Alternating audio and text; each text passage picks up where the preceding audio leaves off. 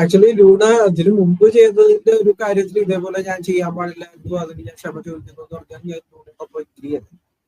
കാരണം ലൂണ ആ ഫാൻസിനെ ക്ലാപ്പ് ചെയ്യാതെ പോയതിൽ ഞാനത് ചെയ്യാൻ പാടില്ലായിരുന്നു, ഞാനത് ക്ഷമ ചോദിക്കുന്നു എന്ന് ലൂണ പറഞ്ഞിട്ടുണ്ടെങ്കിൽ ഞാൻ ലൂണയോടൊപ്പം എഗ്രി ചെയ്തേനെ. ഇതിലെനിക്ക് ലൂണയോടൊപ്പം എഗ്രി ചെയ്യേണ്ട കാര്യം എനിക്ക് തോന്നുന്നില്ല. ഞാൻ ലൂണയോടൊപ്പം എഗ്രി ചെയ്യുന്നില്ല.